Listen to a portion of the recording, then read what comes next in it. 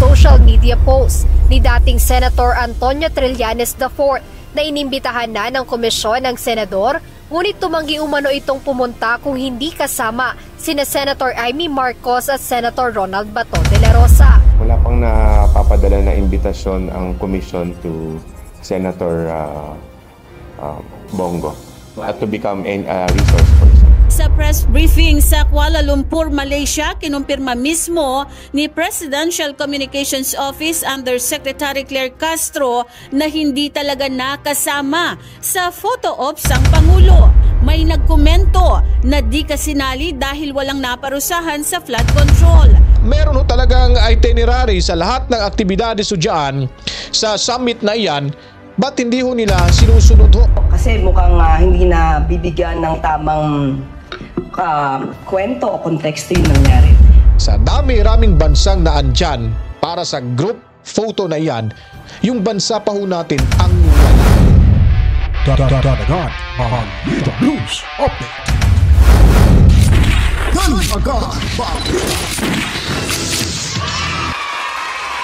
Welcome back to Babalik tayo dito sa mundo ng social media, mga kabitan sa ating munting bahay, Danagan Balita Reaction Video News Update. Nagbabalik tayo upang maglalahad naman ho ng panibagong reaksyon, panibagong opinion, suhestyon at panibagong balitaan, mga kabitan, komprehensibong impormasyon na nakala po natin sa loob ng 24 oras dito ho sa mundo ng social media. At of course, mga kabitan, sa mga hindi pa po nakapag-subscribe, sa mga bagong salta, subscribe na ho kayo at pindutin ang notification bell. And then para malaman ho ng karamihan kung ano pa mga kaganapan sa ating lipunan, share niyo po ang video ito. Then paliguan po ng maraming likes at buhusan ng maraming kwento, reaksyon, opinion at suhestyon. Ngayon po, mga kabitan, pag-uusapan ho natin yung pagiging sinungaling, pagiging fake news peddler. Itong si Trililing, dahil ang dala lamang ho nito sa ating sa mundong ibabaw, may saltik na ho ito. Alam niya na ho na ang taong bayan ay ayaw na sa kanya, ay ngayon umiipal pa rin ho, mga kabalitaan, nagpapasikat pa rin ho, mga kabalitaan, nanggugulo pa rin ho sa ating politika ho sa bansang Pilipinas. Kahit sino-sino na lang hong inaakusahan ho nito. Sa kanyang pag-post sa social media, mga kabalitaan, alam niyo po, siya po ay inis na inis dito kay Senador Bongo. Diba? Sinampahan niya ho ng kaso. Ayun po, siguro, pinaglalaruan lang ho siguro to ng kanyang informante, mga kabitan, na sinasabi hong yung ICI daw ay nakapag-desisyon na padala ho ng love letter itong si Bonget. Itong si Senador Bongo, na magiging isa sa mga resource persons. Pero itong post na ito agad hong sinupalpal ng Independent Commission on Infrastructure, mga kabalitaan. Dahil po pinamumukha nito na isang sinungaling itong si Trililing, mga kabalitaan. And then itong Malacanang, talagang todo depensa naman ho, na siya ay niligaw ho ng mga leader sa group photo ng ASEAN-Japan Summit, mga kabalitaan. Hindi ba nakakaya ho ito, mga kabalitaan? Talagang nakakaya ho ito. Kasi nga, sa bawat programa, sa bawat pagtitipon ho, lalo na sa ganitong okasyon, ay nasa itinerary na ho yan. Ganitong oras, ganitong araw, dadalo ang lahat. Ang tanong, ba't wala ho sa group photo ng ASEAN-Japan Summit, mga kabalitaan, yung leader ng Pilipinas? Dahil po sa nakikita natin, para hindi ho mabahiran ng korupsyon yung photo op na yan, yung group photo ng ASEAN-Japan Summit, ay inindyan. O di kaya, sabihin na lang ho natin, hindi inindyan ho. Ang tamang termino ay niligaw ho itong si Bonget. Na hindi mapasama, mga kabalitaan, dahil sa rason numero 1, yung kahihiyan or ikinahihiyaw tayo nila, mga kabalitaan. Dahil po una, maliban sa pagiging mabagal, lousy, ay bangag pa, mga kabalitaan. Pero bago ho tayo tutungo dyan, kasi nga si Awaw Castro, si Payaso, todo depensa ho dito kasi binatikos ho ito ng mga netizens at talagang binira ho yung Malacanang. Dito muna tayo Kasi sabi nga, matatandaan nyo itong si Bonget na ito daw yung mga kaalyado niya, itong Dolomite Beach mga kabalitaan, sabi pa nila ay walang kwenta daw. Proyekto daw ito ni Digong. Hindi daw mapapakinabangan. Ano ito? Kung makikita ho natin to mga kabalitaan, hanggang ngayon hindi na presidente si tatay, pero marami parang dumadayo ho dyan. At nalilibang pa sila, na-enjoy ho nila yung kailang pag-upo ho dyan sa Dolomite na iyan dahil po ramdam ho talaga nila yung kaginhawaan. Sana yung bawat kalsada natin ay may Dolomite mga kabitaan para dyan na lang ho natin ibuhos yung sama ng loob at ipalabas ho ito at lalasapin ang kaginhawaan ho. Kasi sa panahon ho ngayon, wala na tayong kaginhawaan dahil binabaha na ho tayo ng mga buwayang politiko dyan sa House of Retaliations at House of Reptiles mga kabalitaan. Ito nga pala yung sinasabi ng mga kritiko hanggang ngayon ng Dolomite Beach na wala daw pakinabang. Tingnan niyo po. Ayan, ito ba yung walang pakinabang sa tao na proyekto?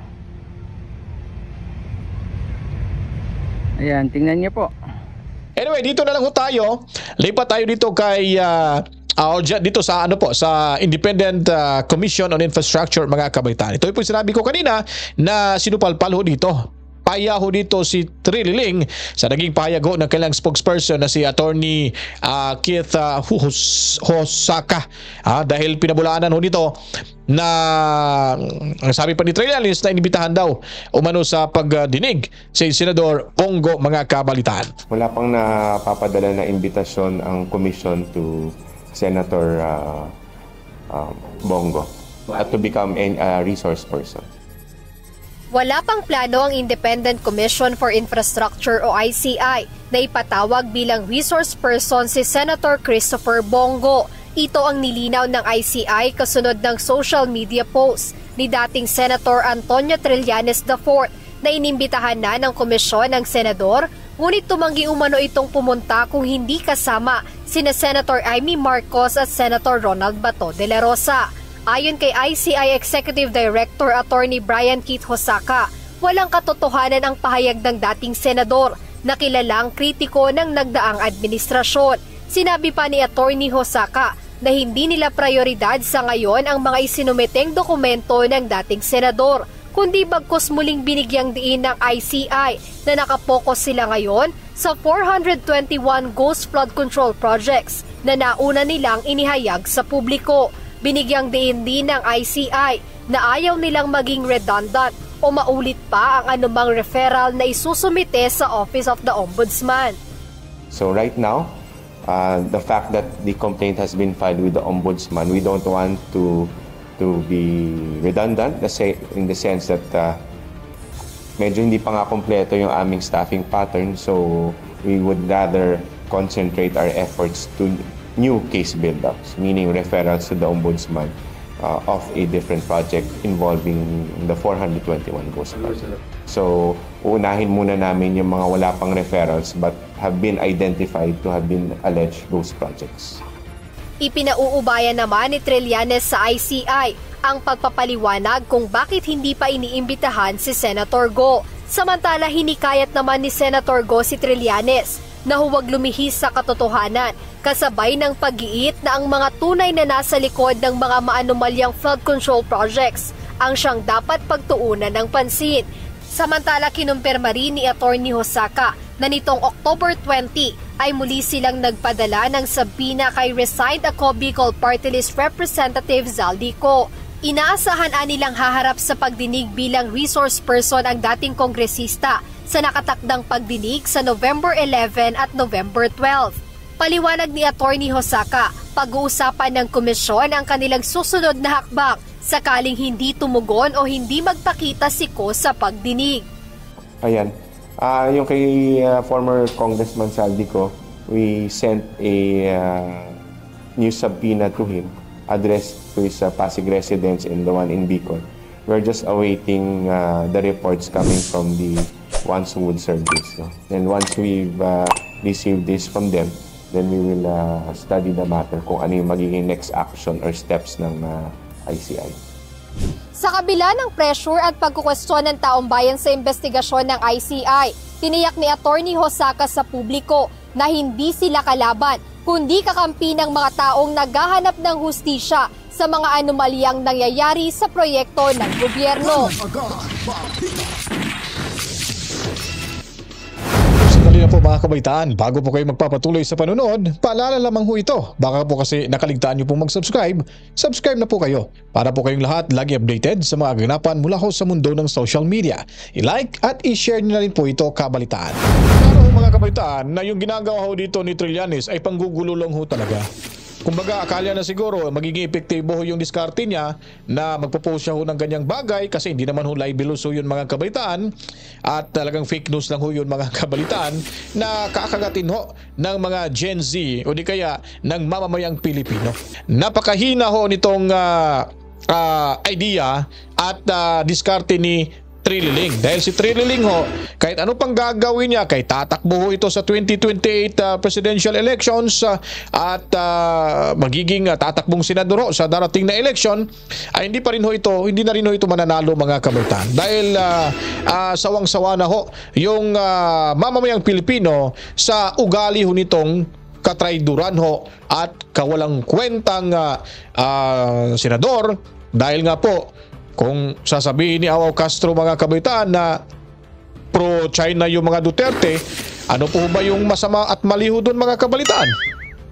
Di po ba?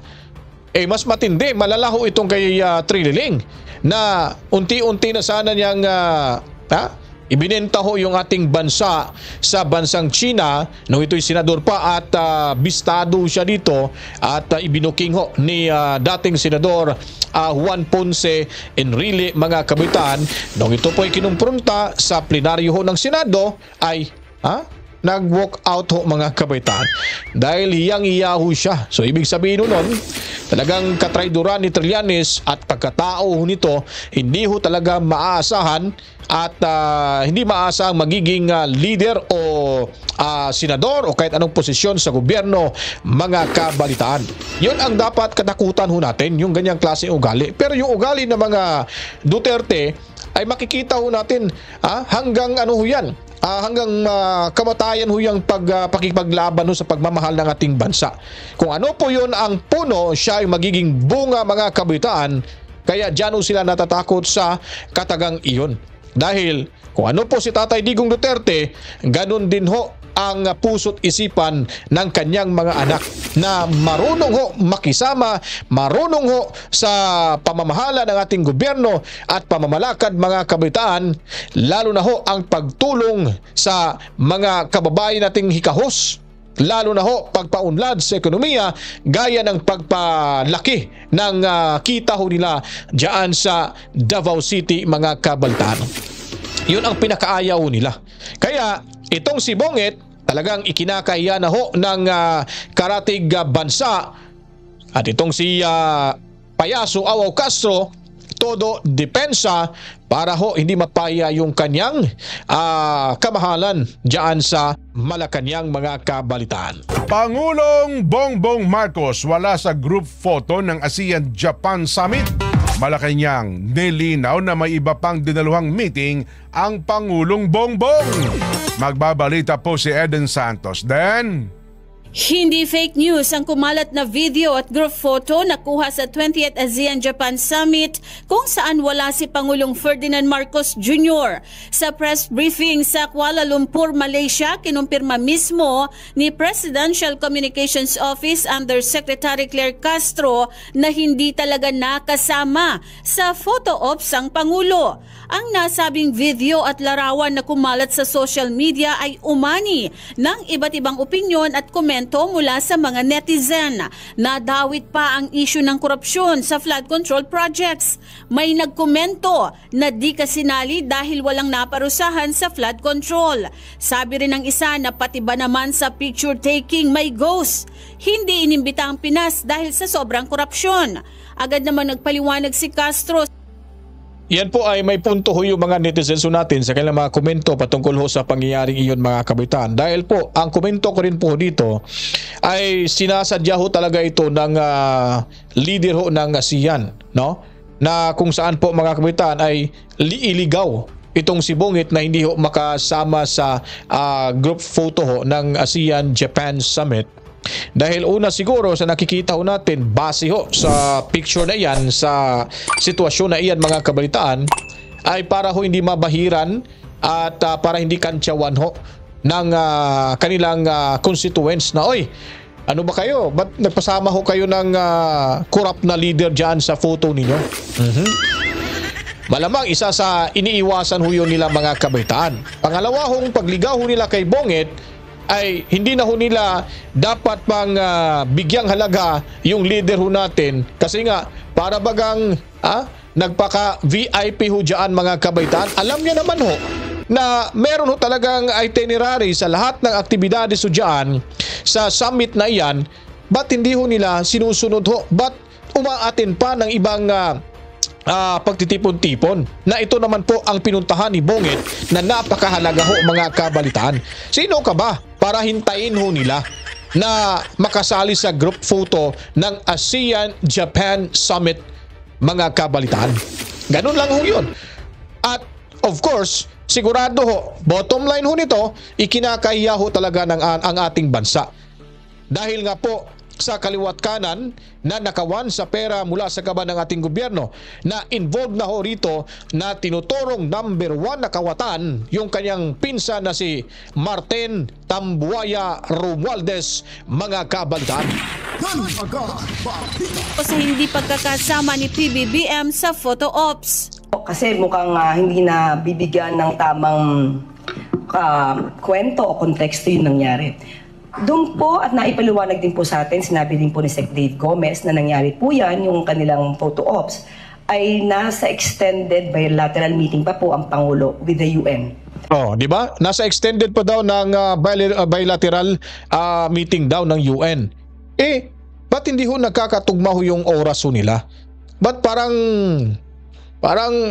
iba ho yung takbo ho dyan ng kanilang pagtitipon-tipon? Naka-schedule ho yan eh.